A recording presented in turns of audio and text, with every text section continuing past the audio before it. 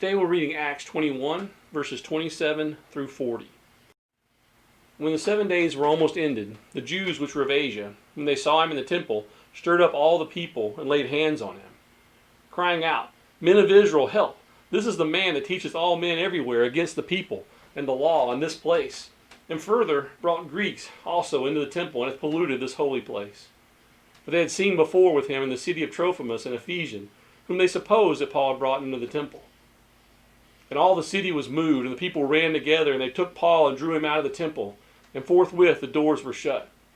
And as they went about to kill him, tidings came unto the chief captain of the band, that all Jerusalem was in an uproar, who immediately took soldiers and centurions, and ran down into them.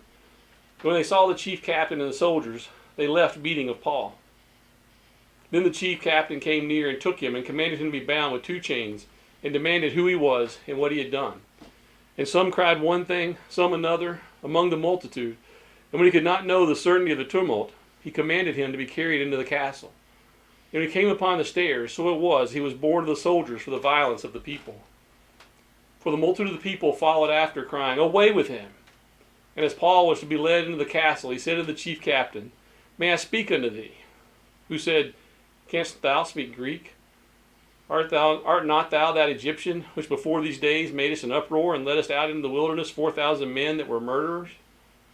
But Paul said, I am a man which am a Jew of Tarsus, a city in Cilicia, a citizen of no mean city. And I beseech thee, suffer me to speak unto the people. And when he had given him license, Paul stood on the stairs, and beckoned with the hand unto the people. And when there was made a great silence, he spake unto them in the Hebrew tongue, saying, Apparently the vow the men had made was for 7 days. At that point, they and Paul would go back into the temple and make an offering. As they're nearing that point, Luke tells us that some of the Jews from Asia stirred up trouble for Paul. Now, if you're like me, the terminology differences from that time period until today can be confusing.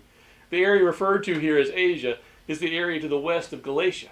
This was the region that Paul wanted to go into on the second missionary journey, but God pushed him on to Macedonia.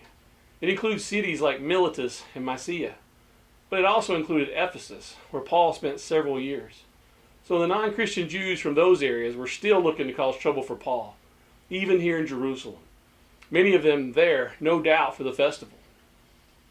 It's likely that the Ephesian Jews were the ones causing the problem, because Luke tells us that they had seen Paul there with Trophimus, who was an Ephesian Gentile. They must have known him or recognized him.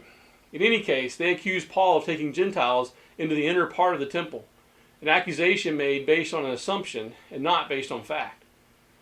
The temple was set up such that there was a court of the Gentiles where anyone could come in, but after that point, only Jews were allowed to enter. So, while Paul is going through a ritual for the purpose of showing the Jews that he was not calling for the removal of their practices, he's falsely accused of doing the exact opposite. Similar to other situations we've seen in Paul's journey, the people get worked up into a frenzy and they grab Paul, ready to kill him. Fortunately for Paul, the Roman government was alert and ready to quell any uprisings that might happen during this festival period. They step in and take Paul and lock him up. At this point, Luke's description sounds almost comical, because the people were all worked up, and based on rumors and falsehoods, none of their stories matched up. So the captain put Paul in the barracks for safety. And as they're taking him away, Paul asked permission to speak to the crowd in hopes of correcting the misinformation. Shocked that Paul could speak Greek, the captain admitted that he thought Paul was a revolutionary from Egypt, at which point Paul points out that he is both Jewish and a citizen of Tarsus. So the captain gives him a chance to address the crowd from the stairs. We'll hear Paul's address in the next passage.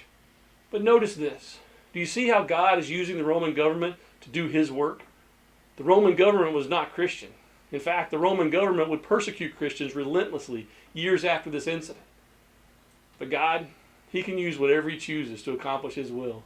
In this case, he wanted to protect Paul's life while bringing him before the Roman government. This captain, without any knowledge of it, is carrying out God's plan. Let that be an encouragement to you when things are going bad. We may not see any hope or relief around us, but God can work through anything. He has your best interest in mind. Our only job is to trust him and be obedient to him when he leads us.